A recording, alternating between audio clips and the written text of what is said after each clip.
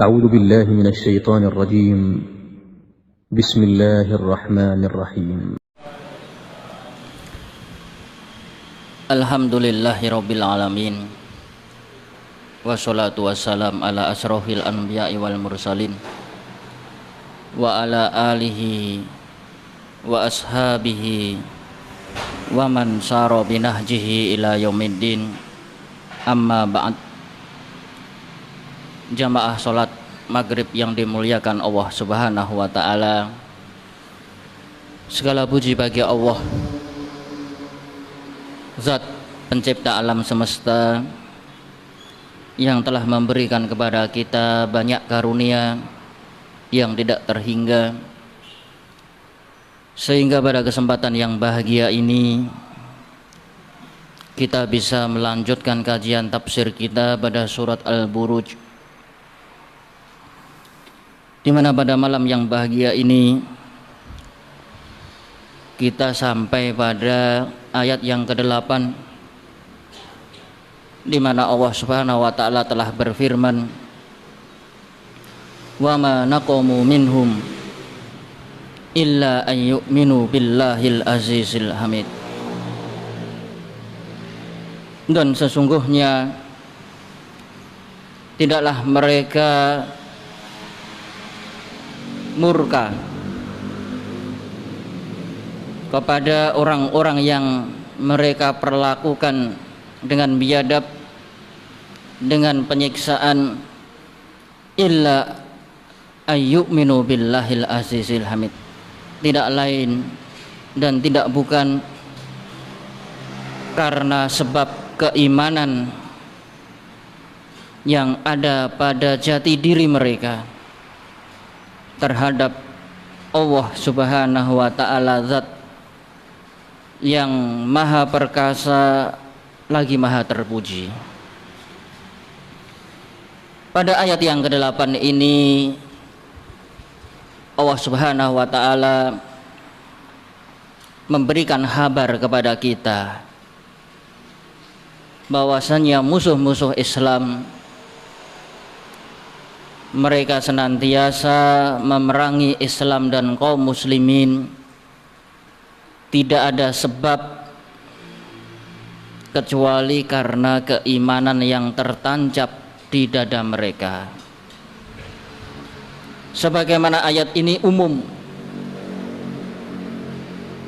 orang yang beriman sejak zaman dahulu kala, termasuk ashabul ukhdud, sebagaimana kisah yang telah kita bawakan.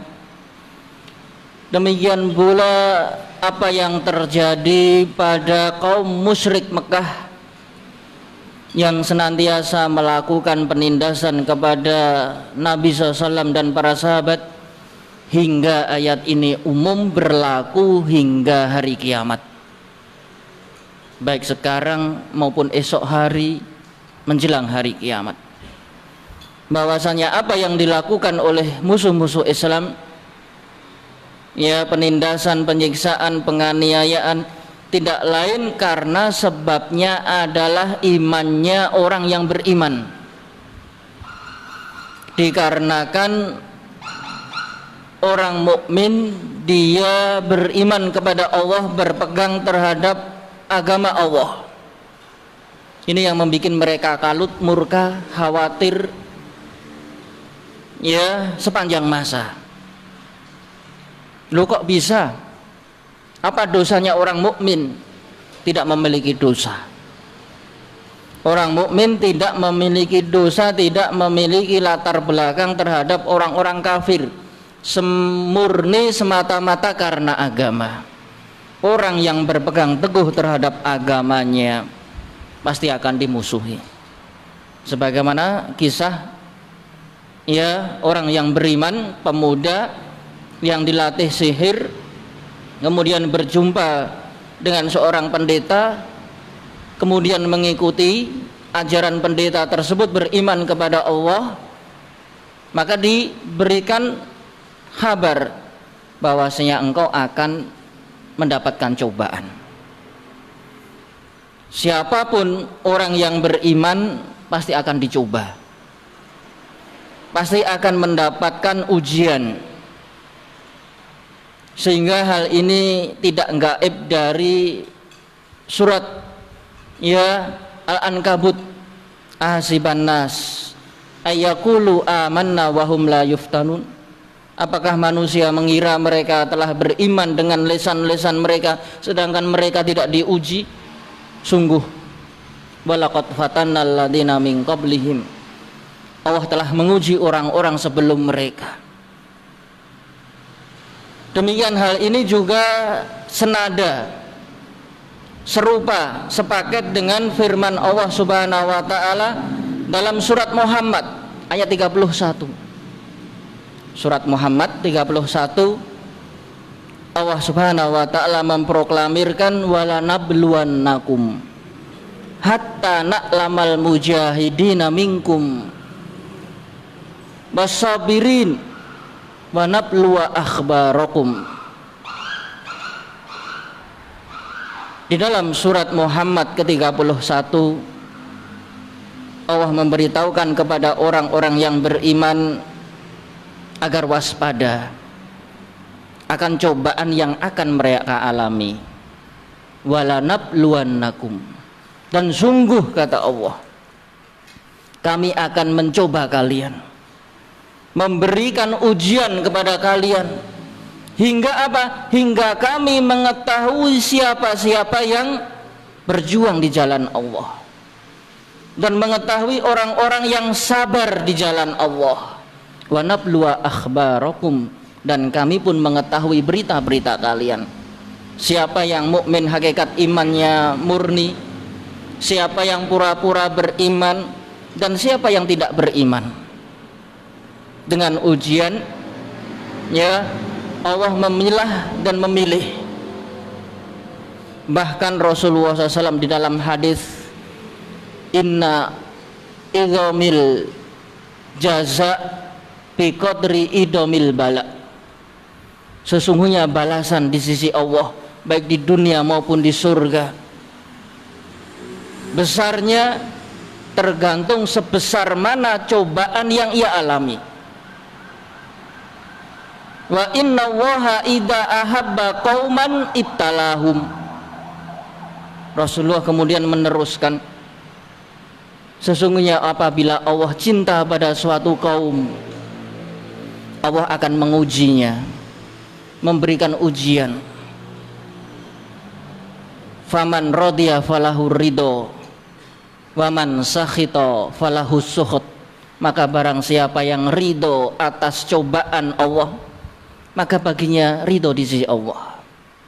Namun sebaliknya, barang siapa yang mengeluh, bahkan terjerumus, hanyut terbawa arus cobaan, maka dia mendapatkan kemurkaan Allah. Ini suatu rahasia, bahwasanya apabila Allah mencintai suatu kaum, Allah akan uji. Lihat para anbiya, mereka paling besar ujian mereka. Ya, Nabi Adam diuji oleh Allah, Nabi Nuh diuji oleh Allah, Nabi Ibrahim, ya Ismail, ya diuji oleh Allah. Begitu cintanya Ibrahim kepada putranya Ismail, Allah uji. Ujinya tidak main-main, sembelih putramu. Kalau engkau benar-benar beriman, pasti kamu akan melaksanakan. Maka betul Ibrahim, Ismail pun sepakat setelah sebelumnya bermusyawarah, wahai anakku, aku melihat di dalam mimpi tersebut berulang-ulang, aku diperintahkan untuk menyembelih kamu. Apa pendapatmu wahai anak? Anak yang cerdik lagi beriman, laksanakan apa yang Allah perintahkan, jangan ragu. Itu yang terbaik. Perintah Allah itulah yang terbaik. Maka falamma aslama wa tallahu lil jabin wa nadainahu ayya Ibrahim qad saddaqta ru'ya inna kadzalika nadzil muhsinin inna hadzalah wal balaul mubin wa fadainahu bidibhin adim. Luar biasa. Disebutkan di dalam surat Shafat secara rinci bagaimana Allah menguji Nabi Ibrahim. Dan ini bukan ujian yang pertama, sudah berkali-kali sebelumnya Ibrahim dibakar oleh Namrud. Ya, kemudian begitu dia diberikan keturunan, Allah uji lagi terus.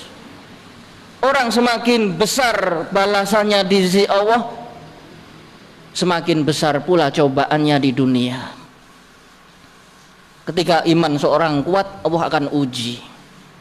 Ya, sebagaimana halnya anak SD, anak SMP, anak SMA, mau naik kelas ya harus dites. Nggak mungkin seorang guru meloloskan wis le munggah kelas 3 wae rasa di testing. Ya, nggak mungkin. Orang mau kuliah, ya apalagi mendapatkan beasiswa, ya kerannya dibuka begitu saja, ya nggak mungkin. Pasti ada ujian, ada penyaringan, ada seleksi. Semakin tinggi ujiannya, itulah orang yang paling dicintai. Ya, orang mau masuk, ya polisi mau masuk, tentara diuji. Ya, semakin tinggi kadar ujiannya, maka pasukannya termasuk pasukan yang paling terbaik. Ya, dari kopral biasa hingga menjadi pas pampres, hingga menjadi pasukan khusus, ya khusus dari yang terkhusus. Diuji itu, nggak mungkin dia masuk tanpa ujian begitu saja sakar PDW, enggak, pasti diuji. Semakin dia teruji, semakin tinggi, semakin berat, dialah yang terbaik. Ini hukum dunia. Hukum dunia ada ujian. Dengan ujian orang akan naik pangkat. Ya, semakin diuji di dunia, Allah semakin cinta kepada hamba tersebut. Dan Allah tidak pernah membebani suatu jiwa kecuali sesuai kadar imannya. La yukallifullahu nafsan illa wus'aha. Kalau mungkin orangnya baru-baru saja beriman, ya ujiannya tentu tidak banyak, ya bergejolak. Nong dia baru saja beriman, beda dengan yang mungkin imannya sudah lama.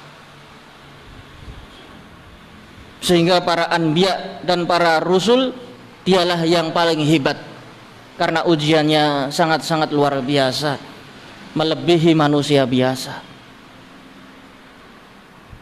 Maka kita faham bahwasanya ujian datang dari Allah. Allah sengaja menguji seorang hamba.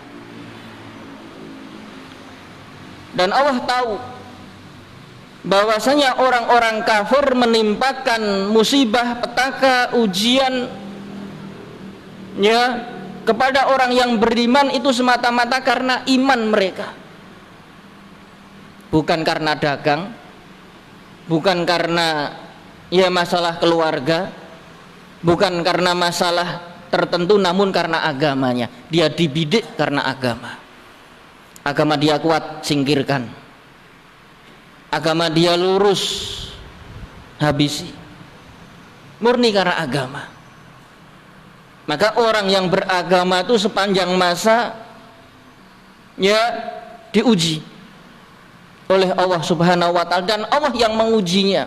Bukan semata-mata kekuasaan orang kafir, bukan semata-mata wewenang mutlak orang kafir yang benci kepada kaum muslimin, bukan. Memang Allah bikin seperti itu. Allah yang membikinnya. Wa ma naqamu minhum illa ayyuminu billahil azizil hamid. Tidaklah mereka murka kepada orang-orang yang beriman kecuali karena keimanan yang menancap di dada mereka. Mereka beriman kepada siapa? Billah al-aziz al-hamid. Di dalam ayat ini sangat indah, luar biasa. Ketika orang kafir menimpakan petaka kepada orang mukmin, ketahuilah yang menimpakan hakikatnya adalah Allah. Allah yang maha perkasa, Al-Aziz. Di sini dibarengi dua kalimat Asmaul Husna, Al-Aziz, Al-Hamid. Allah, mereka beriman kepada Allah. Allah adalah zat yang maha perkasa. Al-Aziz, Aladindul Izzah, yang memiliki izzah. Izzahnya meliputi dunia akhirat. Ya, orang berwibawa, Kalau di dunia namanya orang wibawa mungkin di rumahnya, begitu di luar sudah nggak wibawa lagi. Atau sebaliknya di instansinya, begitu dia wibawa di luarnya sebaliknya. Namun Allah Subhanahu wa taala Al-Aziz, yang maha perkasa, kapanpun dimanapun, tanpa ada batas waktu tempat.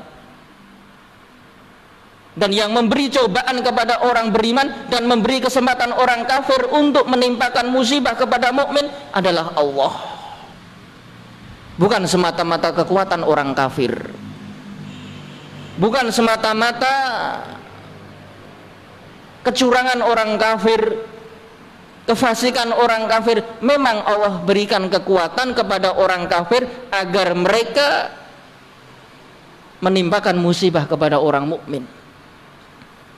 Wa nabluwannakum ba'dakum bi ba'd. Ya, dan Allah akan menguji antara manusia satu dengan yang lainnya, diuji, ditimpakan fitnah. Al-Aziz, zat yang maha izzah, maha perkasa, mampu segala sesuatu. Al-Hamid, dan dialah zat yang maha terpuji, semua perbuatannya maha terpuji, seluruh sifat-sifatnya maha terpuji. Allah tidak menimpakan sesuatu tanpa ada maksud dan tujuan. Beliau maha terpuji seluruhnya. Alhamdulillah, yang segala puji bagi milik Allah semata. Maka di dalam apa yang terjadi di dunia ini tidak ada yang sia-sia. Mati, hidup, sehat, sakit, nggak ada yang sia-sia. Allah maha terpuji. Allah maha terpuji ketika menimpakan hambanya sakit. Allah maha terpuji ketika menimpakan hambanya musibah petaka. Allah maha terpuji begitu mencabut nyawa seorang hamba. Semuanya maha terpuji, karena Allah adalah du hikmatin balighah, memiliki hikmah-hikmah yang sangat luar biasa. Contohnya di sini, orang kafir diberikan kemampuan menyiksa orang mukmin. Ini bukan suatu yang sia-sia, karena ada hikmahnya. Hikmahnya apa? Menguji imannya orang beriman. Al-Hamid, dan dari situ orang beriman berhak mendapatkan ganjaran baik di dunia dan di akhirat. Dan sebaliknya, orang kafir yang melakukan penindasan, penyiksaan kepada orang yang beriman agar dilipat gandakan dosanya, sehingga apa yang berjalan di dunia ini sesuai dengan kodrat, sesuai dengan keinginan iradah manusia, juga sesuai dengan takdir ilahi. Tidak ada yang bertentangan, dan jangan pernah menentangkan antara takdir ya ilahi dengan keinginan kehendak para makhluk. Sejalan semua, karena Allah adalah Al-Hamid, yang maha terpuji. Semua perbuatan-perbuatannya, seluruh nama dan sifatnya maha terpuji. Sehingga kalimat Al-Aziz Al-Hamid mengingatkan kepada orang yang beriman bahwasanya musibah itu tidak lain datang dari Allah.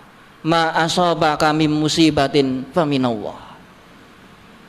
Di dalam ayat dikatakan apa yang datang dari suatu musibah kepada orang yang beriman, semua itu datang dari Allah. Karena Allah sang pencipta alam semesta, pengatur seluruh ya alam semesta. Dan demikian juga Al-Hamid, dialah yang maha terpuji, menunjukkan semua yang Allah lakukan kepada hamba memiliki maksud dan tujuan yang sangat besar.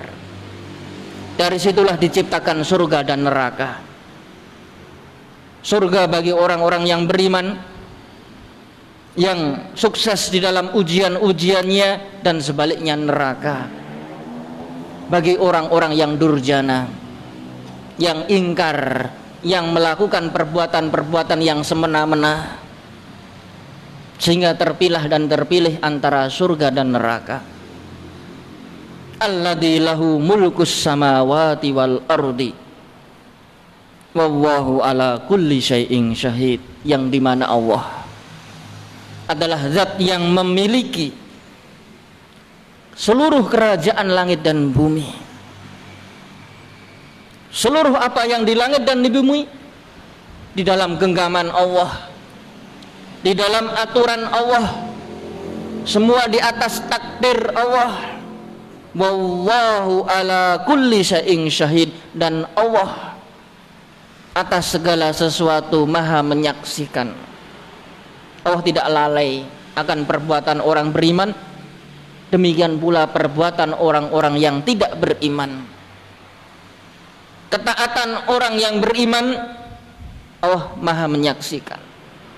Kedurjanaan orang-orang yang tidak beriman Allah juga melihat. Wallahu ala kulli syai'in syahid. Semuanya disaksikan oleh Allah. Allah maha menyaksikan.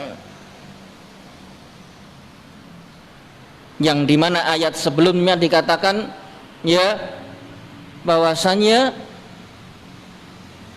Allah menciptakan malaikat-malaikat menjadi para saksi, dan di dalam tubuh-tubuh manusia Allah ciptakan saksi-saksi.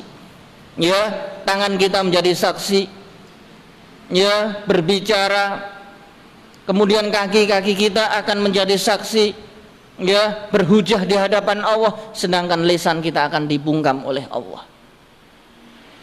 Sehingga kuatlah persaksian seseorang. Ya, tidak seperti hukum dunia mau menyalahkan seenaknya, mau membenarkan seenaknya. Namun kalau hukum akhirat semua berlaku catatan amal, berlaku kesaksian para malaikat, dan tubuh manusia pun menjadi saksi. Terlebih Allah maha saksi atas segala sesuatu, sehingga tidak ada yang luput, tidak ada yang tertinggal, tercecer, tidak ada yang sia-sia. Allah adalah ala kulli syai'in syahid, menyaksikan. Orang yang beriman Allah juga lihat, Allah saksikan, Allah tulis, Allah akan balasi. Sehingga di dalam ayat famay ya'mal mithqala dzarratin khairan yarahu, barang siapa yang berbuat sekecil apapun kebajikan dia akan melihat balasannya. Dan sebaliknya, barang siapa yang berbuat kemungkaran walaupun sekecil biji sawi, dia akan merasakan balasannya. Wallahu ala kulli syai'in syahid. Dari sini kita dituntut untuk muraqabah kepada Allah Subhanahu wa taala. Allah saksi, Allah menyaksikan kehidupan kita dari sebelum lahir, ya, lahir, setelah lahir, dewasa, hingga kematian, setelah kematian hingga surga dan neraka. Allah maha mengetahui, karena ilmu Allah meliputi segala sesuatu. Wala yukhituna bi kulli syai'in ilma. Allah maha mengetahui atas segala sesuatu, dan tidak seorang makhluk pun yang bisa meliput ilmu Allah, keagungan Allah, kebesaran Allah. Sehingga dari sini, ya, bahwasannya ujian yang diterima oleh seorang mukmin dan perbuatan-perbuatan tidak baik yang dilakukan oleh orang-orang yang tidak beriman, semua tertulis, tercatat, dan disaksikan oleh Allah Subhanahu wa ta'ala. Kemudian ayat yang selanjutnya, innal ladina fatanul mu'minina wal mu'minat summa lam yatubu falahum adabu jahannam walahum adabul hariq. Sesungguhnya orang-orang yang menimpakan fitnah, orang-orang yang mengganggu orang-orang yang beriman baik lelaki maupun perempuan, kemudian dia tidak bertaubat, maka baginya adalah azab jahanam, dan baginya azab yang sangat keras membakar ya orang tersebut. Setelah Allah memberitahukan bahwasanya segala sesuatu terjadi karena iradah Allah, kehendak Allah, takdir Allah, Allah tidak lupa mengingatkan orang yang berbuat semena-mena. Sesungguhnya orang-orang yang memfitnah mukmin, fatanul mukminin, menimpakan ujian, menimpakan cobaan, menimpakan gangguan baik kepada mukmin lelaki maupun mukmin perempuan, kemudian dia tidak bertaubat, maka baginya azab jahanam dan baginya azab yang sangat keras. Di dalam ayat ini Allah memberikan kelonggaran bagi orang-orang yang berbuat dosa, sekaligus memberikan ancaman. Ancamannya apa? Bahwasanya orang-orang yang memfitnah mukmin lelaki, mukmin perempuan, dia mendapatkan azab jahanam, dia mendapatkan azab al-harik. Para ahli tafsir mengatakan adabu jahannam walahum adabul harik, berarti di sana ada dua adab, karena lafadznya dengan ataf, lahum adabu jahannam wa lahum adabul harik. Ini ancaman. Siapa saja yang menimpakan musibah, petaka, gangguan, halangan, rintangan kepada mukmin lelaki, mukmin perempuan, maka baginya adab jahanam itu di akhirat. Walahum adabul harik, baginya di dunia. Sebagian ahli tafsir mengatakan mendapatkan dua siksa di akhirat, adab jahanam dan adabul harik. Di mana sebagian ahli tafsir mengatakan adabul jahanam dia mendapatkan zamharir. Apa itu zamharir? Zamharir adalah nanah-nanah busuk yang sangat dingin. Dia disiksa dengan itu di neraka jahanam. Walahum adabul harik, yaitu adab yang berupa api yang panas yang membakar, sehingga mendapatkan dua adab. Sebagian ahli tafsir mengatakan adabul jahanam walahum adabul harik satu adab, karena adabul harik sebagaimana adabus sair, nama lain dari neraka jahanam. Disebut neraka jahanam, disebut neraka sair, disebut ya adabul harik. Dan ini tidak menjadi masalah bagi kita mau mendapat adab apa saja, yang jelas dia mendapat adab. Ini keluasan ilmu para orang-orang terdahulu yang tidak perlu menjadi sempit pengetahuan kita. Ini ancaman. Namun dalam sisi yang lain Allah memberikan kesempatan. Loh, kok bisa? Iya. Di dalam ayat ini dikatakan summa lam yatubu. Kalimat summa, kemudian dia tidak bertobat, menunjukkan perbuatan dosa apa saja kalau orangnya mau tobat Allah akan ampuni, termasuk orang yang menimpakan fitnah kepada orang beriman. Mau dibakar, mau disiksa, mau diapa, kalau dia mau tobat Allah ampuni. Dan menjadi masalah orangnya tidak taubat. Orang berbuat aniaya, semena-mena, berbuat kezaliman, kemudian dia tidak bertaubat. Ini yang menjadi masalah. Sehingga mendapat kapan? Mendapatkan siksa di dunia dan di akhirat. Walahum adabul jahannam walahum adabul harik.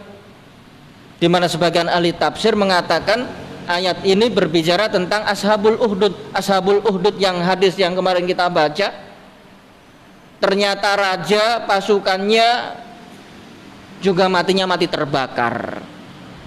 Setelah mereka membakar orang mukmin satu persatu, apinya semakin besar, akhirnya melalap orang-orang kafir tersebut sehingga dia mati di dunia, mati dalam kondisi terbakar pula sebagai balasan yang setimpal. Dia membakar, mati terbakar. Dia menyiksa, dia mati tersiksa. Ini hukum dunia. Ya, hukum dunia itu seperti itu. Siapa yang berbuat dia akan dibalas. Dia dermawan, Allah derma kepada dia. Orang bakhil, Allah bakhil kepada dia. Jazaan wifaqo, balasan setimpal. Orang rajin ibadah, Allah rajin memberi rahmat, hidayah, inayah kepadanya, dimudahkan masuk surga. Ini orang memfitnah orang mukmin, membakar orang mukmin, dia diceritakan dalam hadis riwayat yang sah. Ya, orang-orang pelaku Ashabul Uhdud matinya mati kebakaran semua, apinya membesar di luar dugaan mereka. Setelah orang mukmin satu persatu meninggal, ya, meninggalnya masuk surga, ini raja-raja beserta pengawal beserta pasukannya ternyata mati juga terbakar semua. Jazaan wifaqo, karena dia berbuat dia mendapatkan balasan. Ya, istilahnya kalau wong Jawa becik ketitik Allah ketoro, dia mendapatkan balasan yang sesuai yang ia lakukan. Dari sini untuk menjadi hati-hati setiap orang yang beriman. Walahum adabu jahannam walahum adabul harik. Namun ternyata Allah masih kasih dan sayang kepada orang-orang yang durjana, bahkan orang kafir, kalau dia mau bertaubat. Karena di sini disebutkan summa. Kalimat summa adalah kalimat tarohi. Kalau bahasa Arabnya tarohi, kalau bahasa Jawanya apa ya? Ya, barkui istilahnya. Wong berbuat dosa apa saja barkui mau tobat. Ya, barkui bahasa Indonesia apa itu? Selanjutnya. Kalau berbuat dosa dan selanjutnya dia mau taubat, maka Allah akan hapus dosanya. Walaupun dia berbuat syirik kepada Allah, walaupun dia berbuat dosa kepada Allah, kalau mau taubat, Rasulullah SAW mengatakan at-taubatu yajubu ma qablaha. Yang namanya taubat menutup dosa yang ia lakukan. Maka jangan pernah meremehkan taubat. Walaupun berdosa taubatlah, rajinlah taubat. Tadi sudah taubat lagi. Rasulullah SAW dalam sehari lebih 100 kali bertaubat kepada Allah. Bayangkan, beliau sosok Nabi Rasul yang diampuni dosanya terdahulu, yang akan datang ternyata masih taubat dalam rangka syukur kepada Allah. Nah, kita dosanya nggak tahu diampuni atau tidak mau taubat. Ya, ini namanya lengah, merasa aman dari siksa Allah. Jangan pernah merasa aman dari siksa Allah. Gua kurang di dosa kok taubat, kalau wong dosa wae taubat. Siapa kata siapa tidak punya dosa? Bisa jadi tidak terasa kamu menyakiti orang beriman lainnya.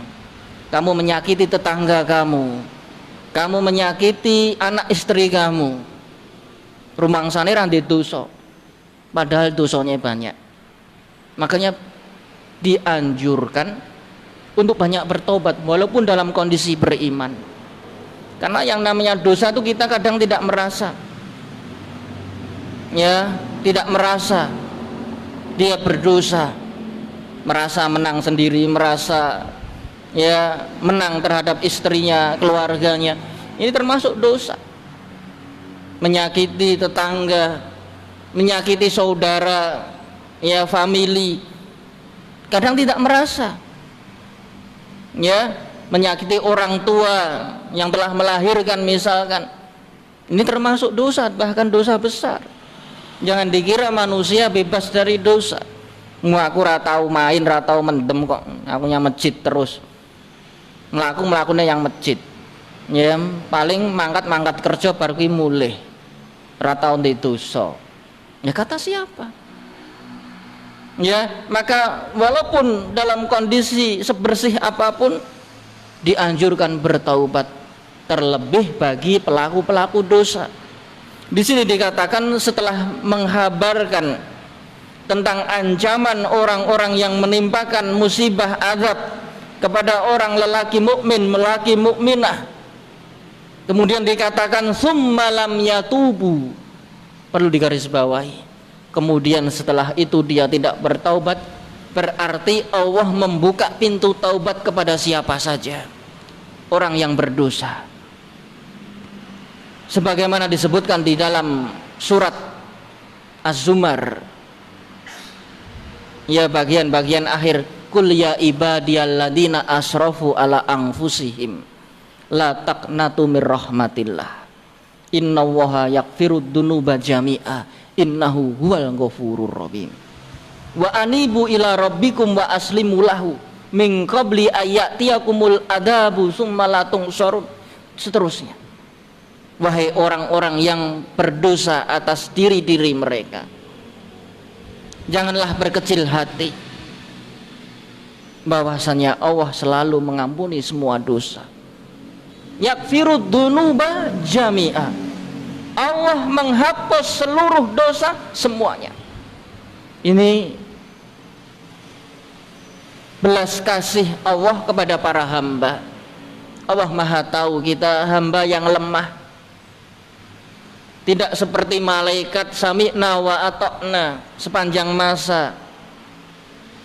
Kita makhluk lemah, pasti memiliki dosa, memiliki kekurangan, namun Allah memberikan janji untuk menghapus seluruh dosa. Innahu yaghfirud dzunuba jami'a innahu huwal ghafurur rahim. Karena Allah adalah zat maha penutup taubat, pengasih, penghapus dosa, lagi penyayang kepada para hamba. Wa anibu ila rabbikum, dan berserah dirilah kepada Tuhanmu. Wa aslimulah, sebelum datang apa? Adab Allah, sedangkan engkau tidak mengetahui kapan datangnya. Surat Az-Zumar luar biasa. Ya, ini membesarkan hati orang-orang yang berbuat dosa agar bersegera bertaubat.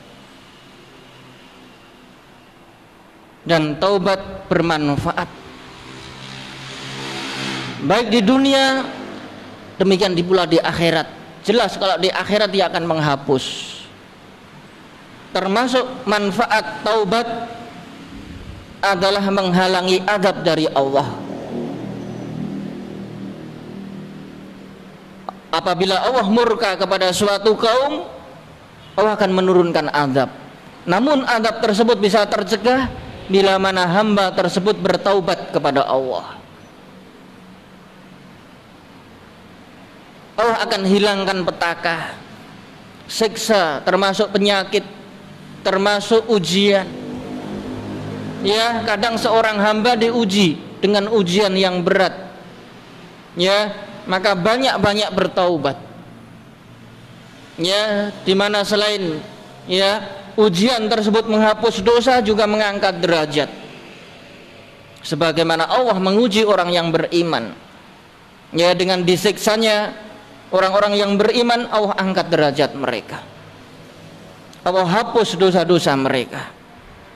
Dan bagi orang yang pelaku keburukan yang melakukan penyiksaan kepada orang mukmin, kewajiban mereka agar sadar bertaubat.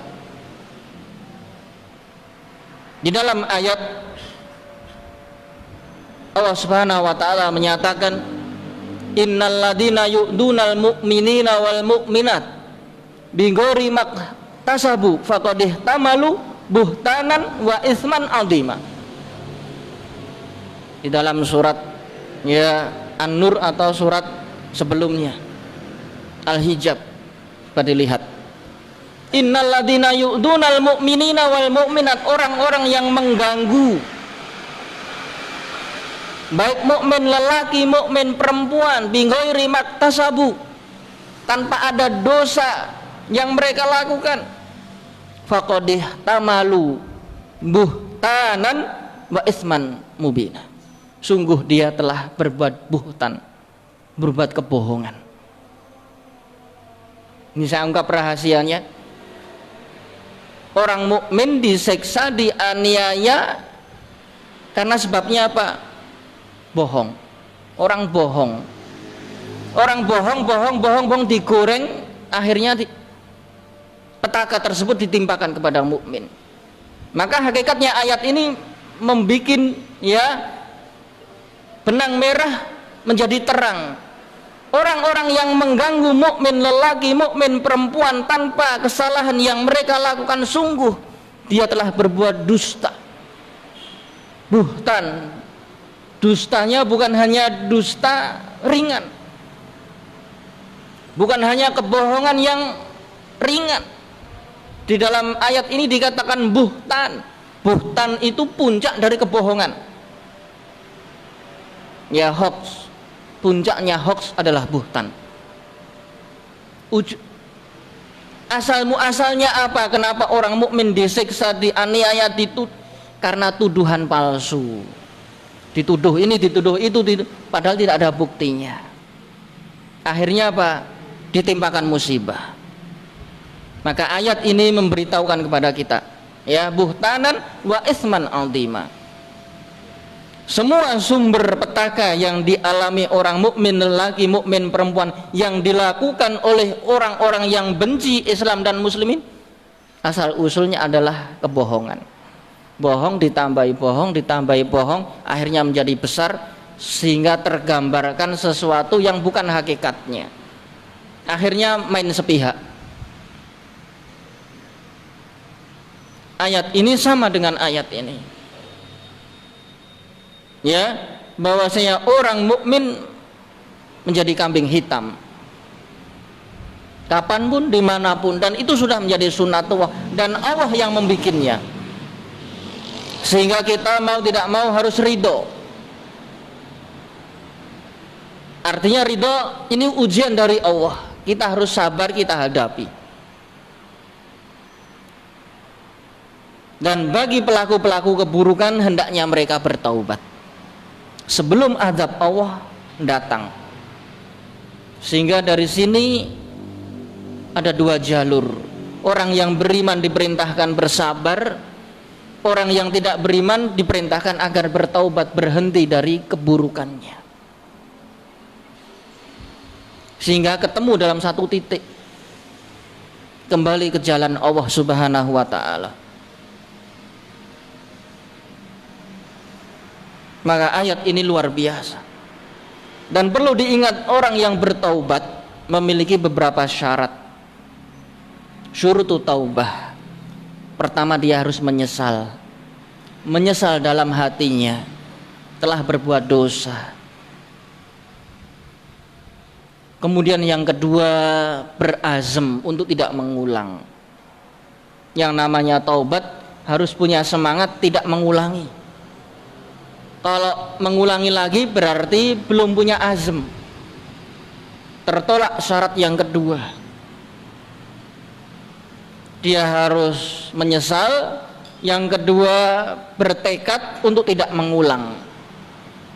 Kemudian yang ketiga, beristighfar kepada Allah, memohon ampun kepada Allah. Ini kalau dosanya sifatnya dosa pribadi. Kalau dosanya berkaitan dengan orang lain, maka ditambahi syarat yang keempat, harus mengembalikan hak atau meminta kerelaan, meminta ridho kepada orang yang teraniaya. Kalau dulu pernah memukul, ya mohon maaf kepada orang yang terpukul, meminta kerelaan. Kalau dia dulu mencuri, maka dikembalikan barang curiannya. Artinya syarat keempat ini antara hamba dengan hamba harus dibereskan di dunia. Kalau tidak dibereskan di dunia, berbuntut di akhirat. Walaupun Allah menghapus dosa dia, orang tersebut akan menuntut balas di akhirat. Sehingga kesempurnaan taubat harus kosong-kosong antara hamba dan hamba. Ima minta kerelaan atau meminta maaf atau mengembalikan. Ya, berkaitan dengan kedzaliman yang ia lakukan. Kalau dia memukul semena-mena, ya minta maaf. Atau kalau memang mau dikisos, silahkan pukul. Ya, dibalas di dunia. Kisos. Ya, dengan kisos, ya, hukum setimpal di dunia akan menjadi sah dosanya, dosa sesama manusia. Namun kalau tidak, ya, misalkan kalau kita meminta maaf atau mendatangi orangnya kok bisa teringat akan dosanya, justru naik pitam, justru akan marah mungkin, maka bagaimana solusinya? Para ulama mengatakan banyak berbuat kebaikan kepada orang yang dizalimi tersebut, banyak bersedekah, banyak membantu, paling tidak banyak mendoakan kebaikan kepada orang yang dizalimi. Karena kalau meminta maaf langsung mungkin dia akan murka. Dulu yang nyolong duitmu 2 miliar saya, mungkin dia akan marah besar. Kalau dia mengembalikan secara langsung, ya mungkin dia tidak terima. Cari cara yang lain agar bisa mengikhlaskan dengan diberikan uang tersebut kepada ahli warisnya, ya, ahli warisnya ataupun kerabatnya ataupun keturunannya. Ya, yang jelas ya harus 0-0. Bila tidak, maka hak manusia tidak menghalangi hak Allah. Ya, walaupun Allah mengampuni dosanya, orang tersebut akan dituntut balas di hadapan Allah kelak di akhirat. Sehingga dari sini, ya, bahwasanya keutamaan dari orang yang bertaubat walaupun dia berbuat dosa, summalam yatubu. Kemudian di akhir ayat, ya, ayat ke-11, innalladzina amanu wa amilus solihat lahum jannatun tajri min tahtihal anhar dzalikal fauzul kabir. Sesungguhnya orang yang beriman dan beramal saleh, lahum jannat, bagi mereka pahala di sisi Allah berupa surga yang mengalir di dalamnya sungai-sungai yang rindang. Di dalam ayat ini lahum berbeda dengan ayat sebelumnya, falahum adabu jahannam balahum adabul harik. Ada kalimat fa. Kalau orang berbuat dosa maka balasannya neraka. Balasan neraka adalah balasan yang setimpal karena perbuatannya. Hal ini tidak bisa disamakan dengan amal saleh. Amal saleh bukan sebagai balasan, namun sebagai, ya, lebih adalah fadlun minallah. Itu keutamaan yang Allah berikan. Karena amal manusia tidak akan sanggup membeli surga Allah. Betapapun seorang berbuat beramal tidak akan sanggup meraih surga Allah. Namun surga itu Allah berikan dalam rangka fadlun minallah, keutamaan, karunia, rahmat. Sehingga berbeda, ya, kita bisa cermati di dalam 2 ayat, antara ayat keburukan dengan ayat kebaikan. Ya, innalladzina fatanul mu'minina wal mu'minat tsumma lam yatubu, ada kalimat falahum. Fa di sini fa usabab, sebab mereka mlebu neraka karena perbuatan. Fa-nya fa sababiyah, sebab musabab. Namun kalau surga nggak ada sebab musababnya. Surga semata-mata fadlun minallah, karunia dari Allah. Sejauh manapun manusia beramal tidak sanggup membeli surga Allah, tidak sanggup mendapatkan surga Allah. Sehingga dalam ayat ini lahum, semata-mata pemberian, lahum. Walaupun manusia berpuasa seumur hidup, berhaji seumur hidup, berbuat baik seumur hidup, tidak pernah melakukan dosa, tidak sanggup mendapatkan dan tidak pantas mendapatkan surga. Karena surga hakikatnya lahum jannat, pemberian dari Allah. bukan hakikat usaha manusia. Kalau usaha manusia itu berkaitan dengan dosa, karena dia berbuat dosa, maka sebab dosa itu mengakibatkan mlebu neraka. Namun kalau yang namanya surga, setinggi apapun derajat manusia, maka surga itu bukan sebagai timbal balik terhadap amalan manusia. Sungguh dosa kita dengan amal saleh kita jauh lebih banyak dosa kita, sehingga tidak pantas manusia itu mendapatkan surga. Hakikatnya seperti itu. Dosa mata saja, kalau ditimbang dengan amal soleh kita, terlalu berat dosa mata, dosa lisan, dosa hati, dosa tangan, dosa kaki. Kalau dikumpulkan semua dengan amal-amal saleh kita tidak sebanding. Namun apa kenyataannya? Allah mengampuni. Inilah yang menjadi rahasia. Allah Maha Pengampun. Setiap dosa diampuni, setiap dosa diampuni, setiap dosa diampuni. Sehingga surga itu apa? Lahum, murni pemberian dari Allah. Sehingga dalam hadis Rasulullah SAW dikatakan, tidak akan masuk surga kalian dengan amal yang kalian lakukan, namun karena rahmat Allah. Kita tidak akan sanggup membeli surganya dengan amal yang kita lakukan. Amal itu apa sih? Tidak sebanding dengan dosa yang kita lakukan. Sehingga para sahabat bertanya, apakah juga termasuk engkau wahai Rasulullah? Engkau tidak berdosa, dosamu telah diampuni terdahulu, ya, yang akan datang, dan kamu beramal seperti itu luar biasa. Juga kamu tidak masuk surga dengan amalmu wahai Rasulullah. Termasuk aku tidak masuk surga bukan dengan amalku, tapi semata-mata karunia Allah, fadlun min Allah wa nikmah. Keutamaan karunia rahmat Allah Subhanahu wa taala kepada seorang hamba. Lahum jannatun tajri min tahtihal anhar, dzalikal fauzul kabir. Ketika seorang dimasukkan ke dalam surga, dibebaskan dalam siksa api neraka, itulah kemenangan yang besar. Hakikat kemenangan, hakikat kebahagiaan adalah bebas dari siksa api neraka dan dimasukkan ke dalam surga. Faman zuhziha anin nar wa udkhilal jannah faqad faz wa mal hayatud dunya illa mataul ghurur. Maka barang siapa yang dijauhkan dari siksa api neraka dan dimasukkan ke dalam surga, sungguh dia adalah orang yang beruntung. Dan ingatlah, ingat, kenikmatan dunia adalah kenikmatan yang menipu, kenikmatan yang sementara, kenikmatan yang semu.